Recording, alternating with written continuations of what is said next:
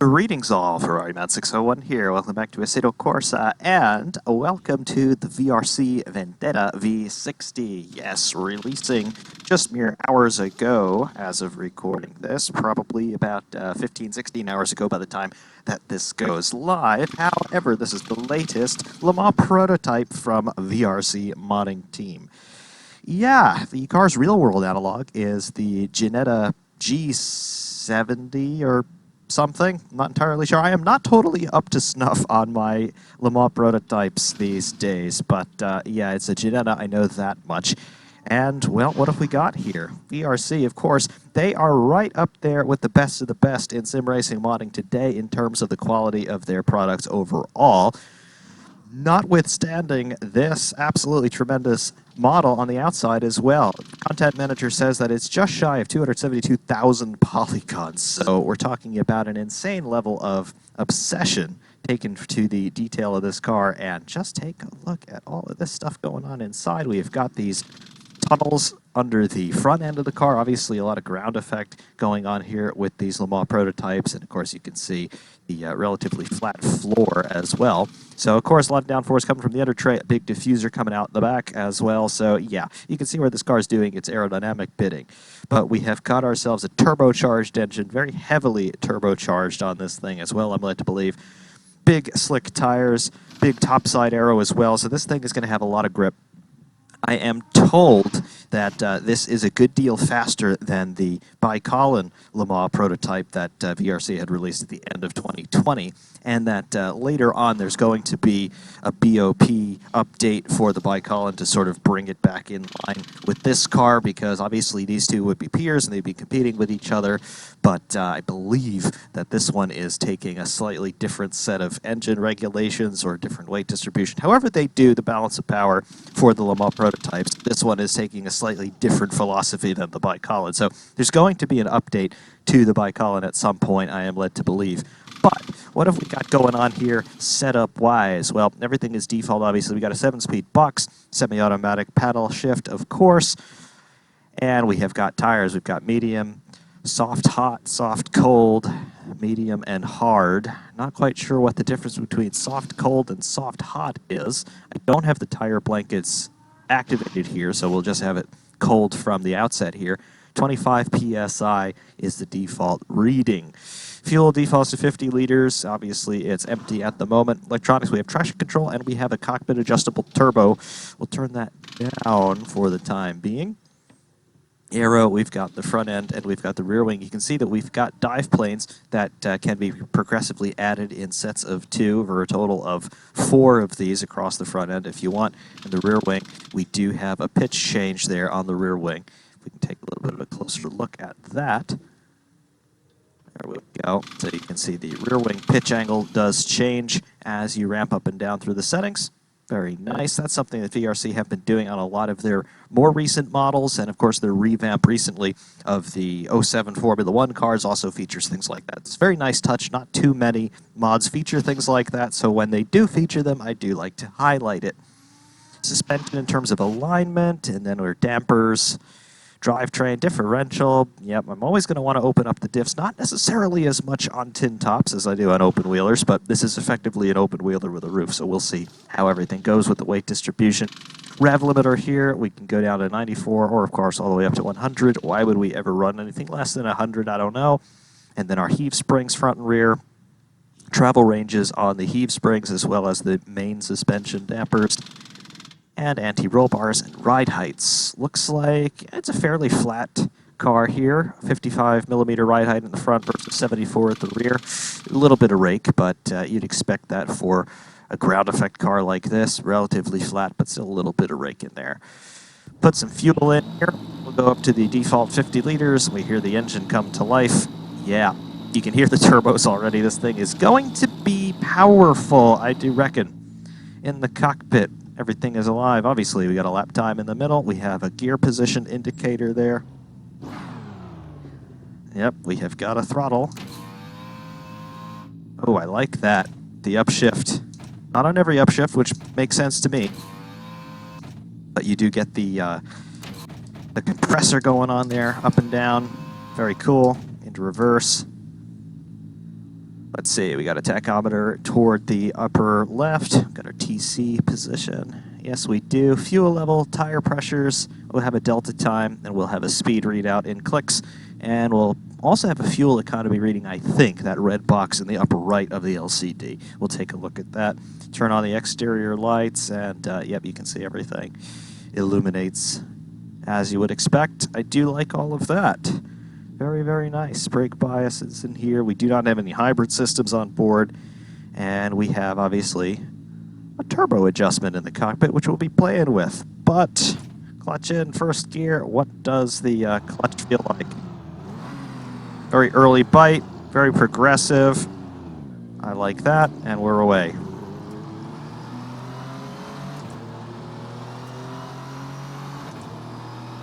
All right.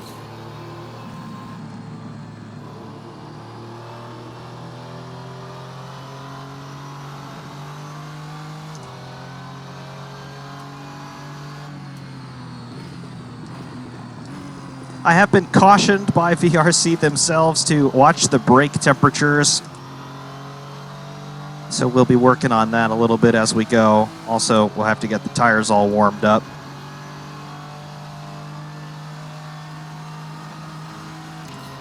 Definitely liking the sounds I'm hearing. Here's 7th gear.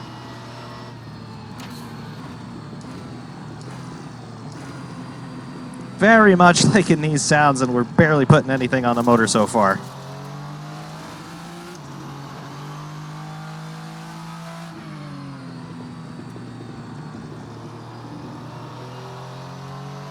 Right.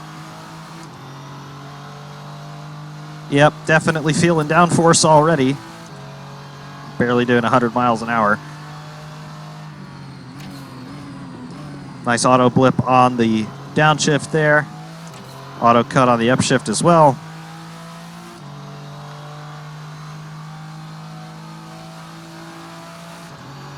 And yeah, it looks like fuel economy is now alive. One little quirk that I will immediately take notice of is the gear position indicator there. You can see it's giving us a decimal reading, which I believe is actually authentic to what the real-world analog will show on the steering wheel, but I don't entirely know the reason behind that. It's probably just the particular software that runs the steering wheel, but nevertheless, every gear is 3.0, for example.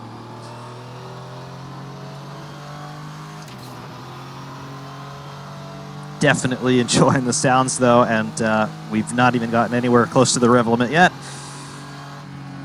Let's change that. Let's give it 50% turbo and see what it does. Oh, yes. Yes, yes, yes.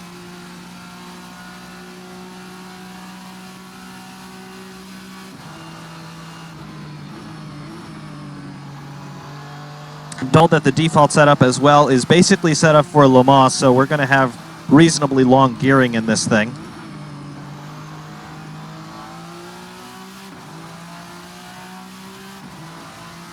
Has some pretty good get up and go in it, though, in the lower gears. Once you get into the 5th, though, it starts to level out.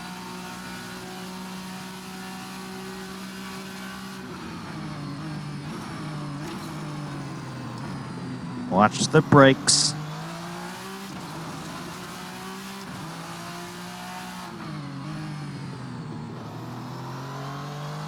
So far, the brakes feel fine.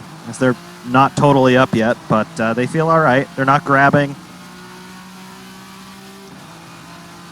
Seems like we've got reasonable stopping power, as is.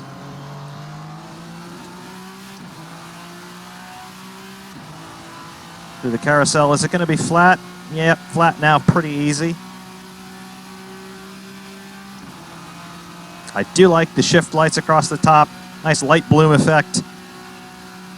They show up well in your peripheral vision. And obviously, the sounds that you've got going on from the engine, they are great. Nice sounds from the chassis as well as we're going over the curbing. You can hear everything just sort of rattling around in there. Very nice. I like that a lot. Let's give it full turbo. Will we kill the engine? No. Very good.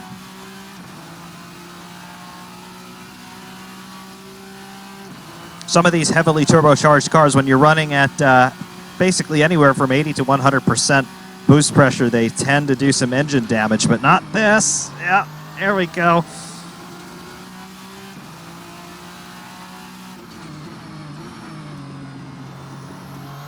A little bit of understeer, a little bit of oversteer stamped out by the traction control. Let's see, there's 300 clicks comfortably. Now the brakes are up.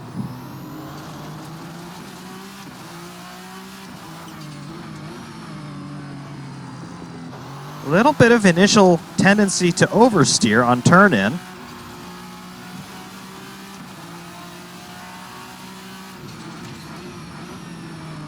A little bit of freedom there on the rear axle, which I quite like. I can see how it might catch you out, though. I have to back out of it here into the carousel.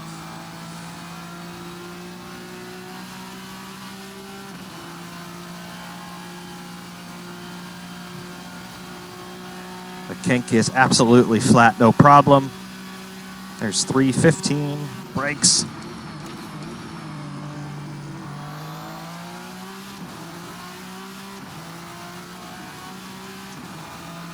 Yep, still flat there through Bill Mitchell.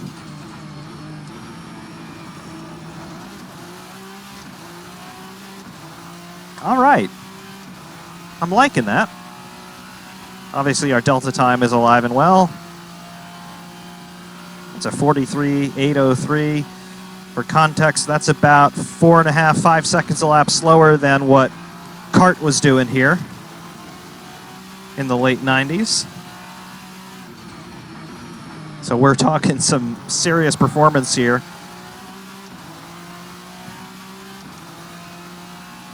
And remember, we got 42 liters of fuel on board, and we are not on the softest tires.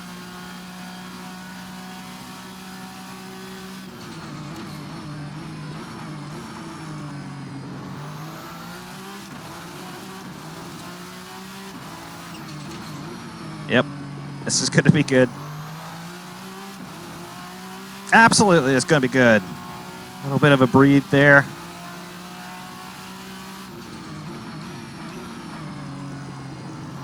Slight tendency for oversteer on turn-in into the low-speed stuff, which I'm fine with, don't get me wrong. Might catch some people out.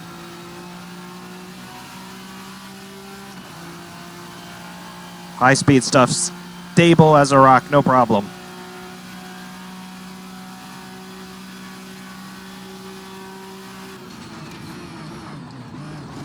I overshot the braking slightly there, but it does prove you can lock them up.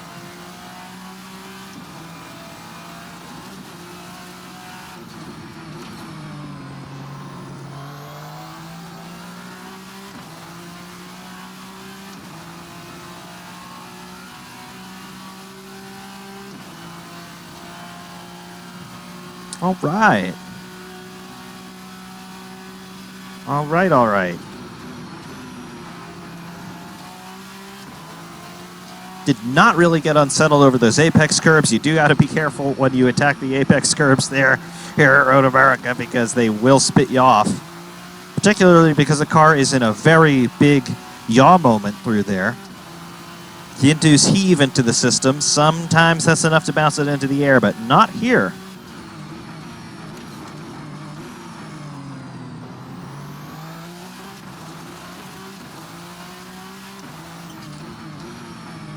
Do love those upshift sounds, though. It sounds so violent. Sim Racing 604, when he did his shakedown of this, he remarked about the violence of the car. I think his perception there was very heavily guided by the sounds here. The sounds are absolutely diabolical. But so far, the car itself does not feel particularly unruly.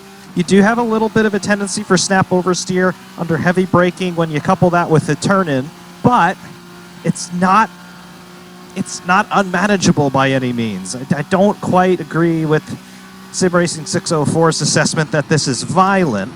It sounds violent, don't get me wrong, but it does seem very nicely composed. It's reasonably well-mannered so far.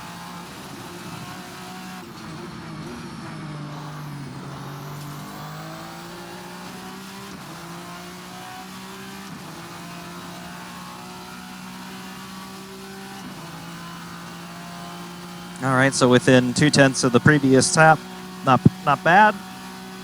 Don't expect to be getting crazy consistency of the first ever run in a new car, but so far, so good.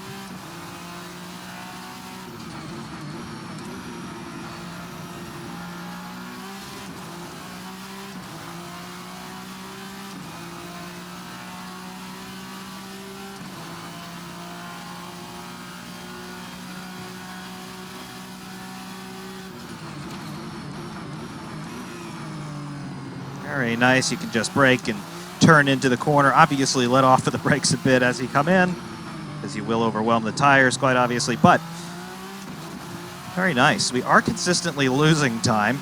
If there's anything I'm consistent about, it's losing time at the moment. There's our oversteer. But we catch it. We use all the curbing to catch it, but we do catch it.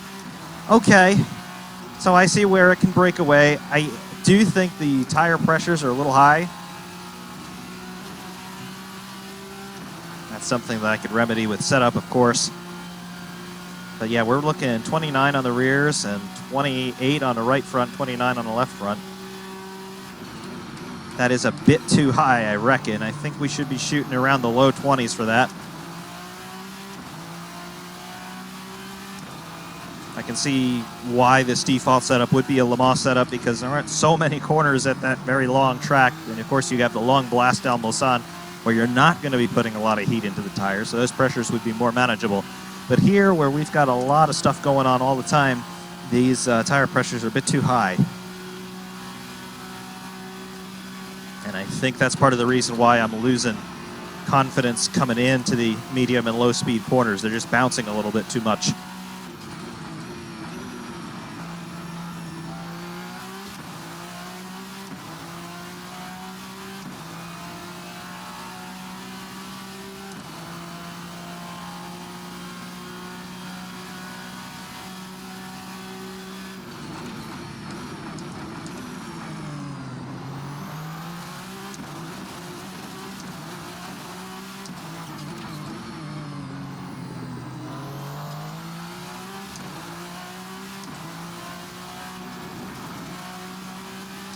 Yep, no matter what I do, I'm just losing time, and I think it's because I'm getting a little bit too much, getting a little bit too much chatter from the tires.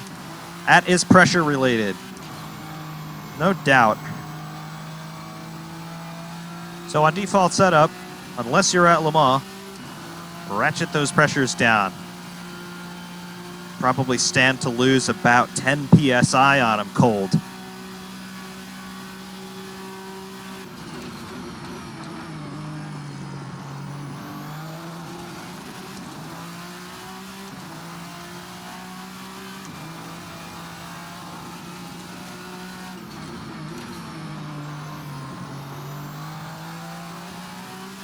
Let's do that.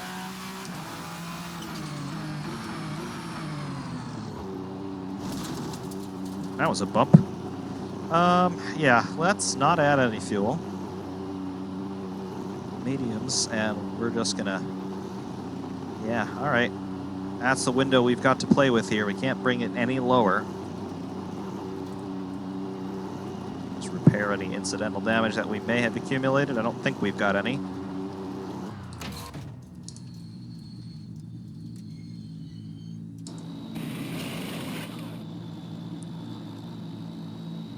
Nice animations on the pit crews.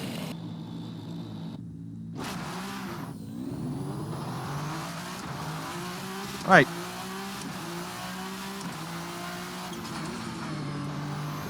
Bring the tires up, and we'll see how they go.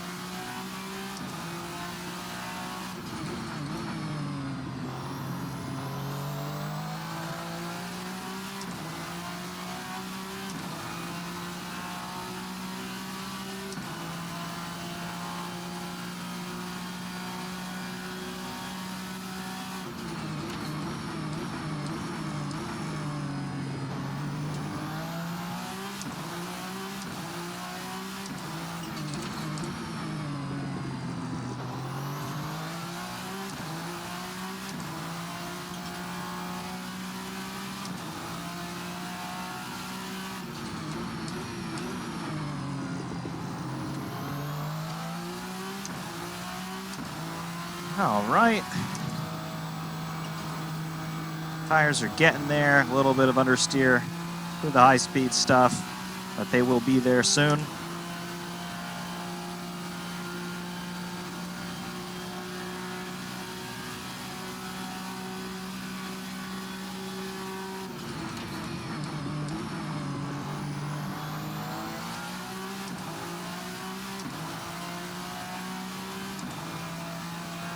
All right. Good enough for me.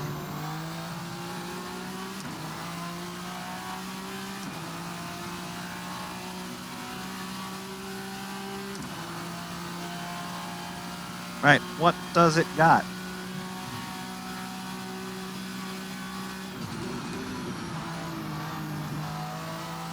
Good understeer. I was hurrying the car to the apex there, so the understeer is not unexpected.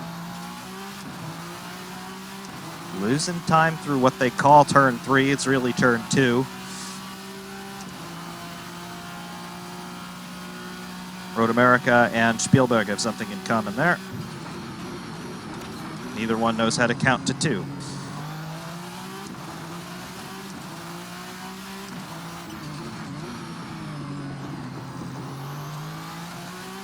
Losing more time. Yeah, something's going on here. Why am I losing time? I'm lighter on fuel than I was, and the tires are brand new.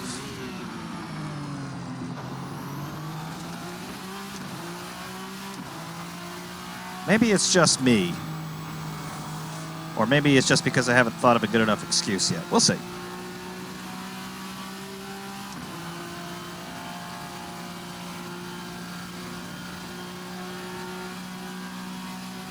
Tire pressure's still high.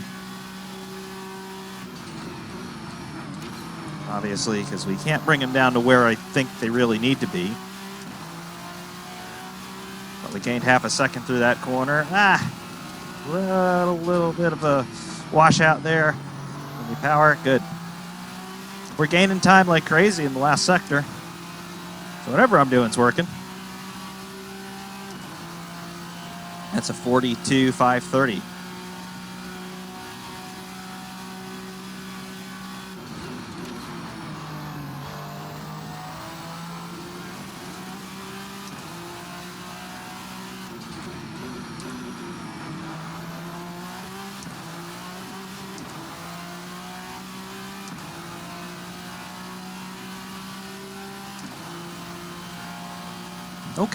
Okay. I'm starting to understand what the lay of the land is here.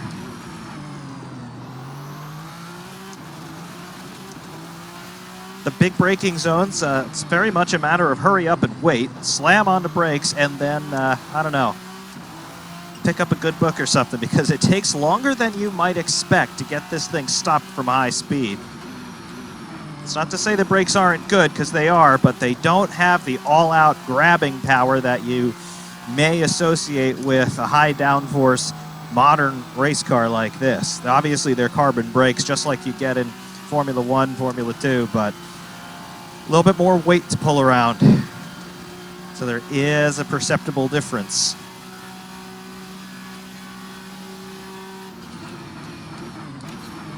And I don't know if there might be a little bit of brake fade happening as well. It almost feels like I couldn't lock these if I tried.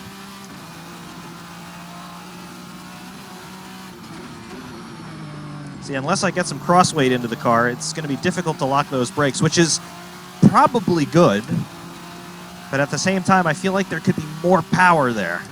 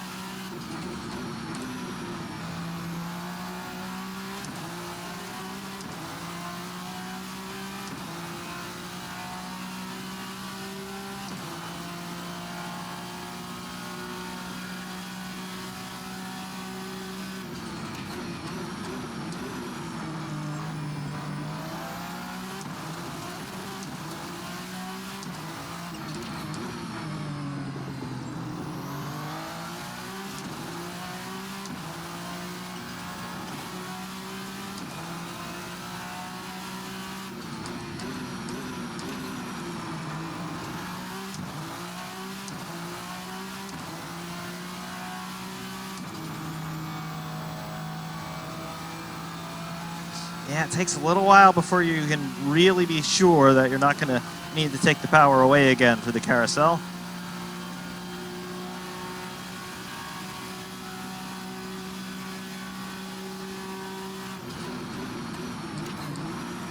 A little bit of rear locking there, which of course lost all of our advantage.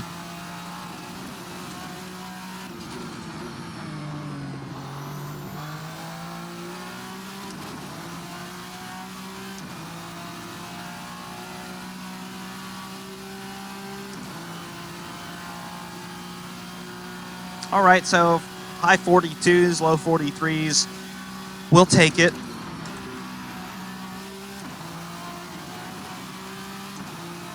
That's a reasonable place to be here on a shakedown run.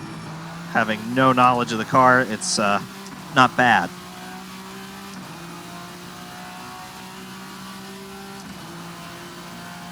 But otherwise, I mean, everything that I'm seeing around in here, everything looks crisp and clean. Don't see any weirdness happening with the meshes or models. Textures look great. The lighting in here looks great. That display on the steering wheel is totally readable, and it's giving me useful information, and I'm not hunting around with my eyes trying to find what it is I'm looking for.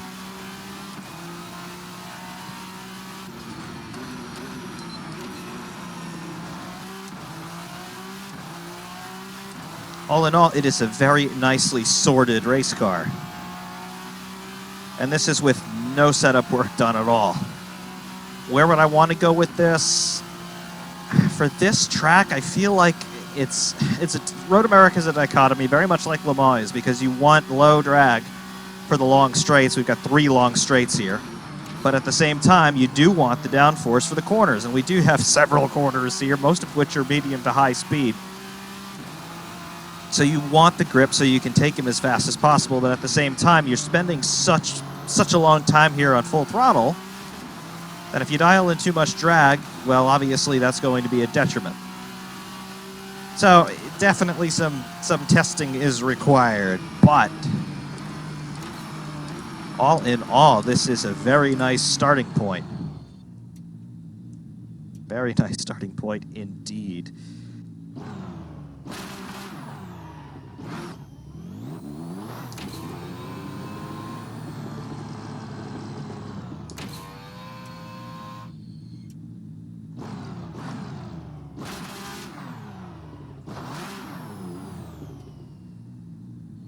Right, I am satisfied enough with that for the moment.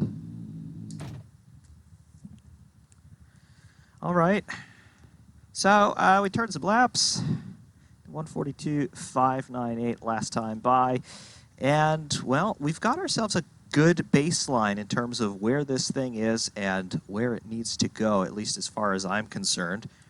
Turn the lights off and see the on-off effects. That looks very nice. I like the lighted number board. That looks pretty authentic. Got the position boards there as well that come on when you turn the exterior lights on or off. That's cool. I like that. I do very much like that. We have our flashers for the pit lane speed limiter as well as brake lights in there. That's good. I do like that immensely. Exhaust there, which do have the CSP smoke effect.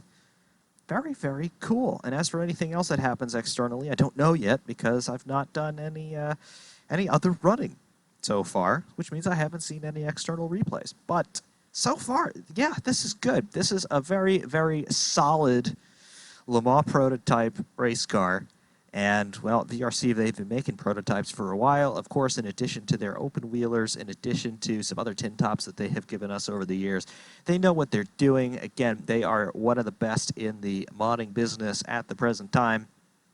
And this is definitely befitting their recent work, and it certainly deserves a place in their lineup. And I just noticed that they're continuing the Majestic tires here. So I like all of that, and I like this livery as well. Just looks very, very cool. I like it. Right, So I guess the last thing for me to do here would be to do some hot laps for the B-roll at the end, so you can hear some sounds externally as well as internally without me cackling on about whatever it is I'm cackling on about. So stay tuned for hot laps, everybody. Until next time, Ferrari Mount 601 saying thank you all very much for watching, and of course, we will see you soon.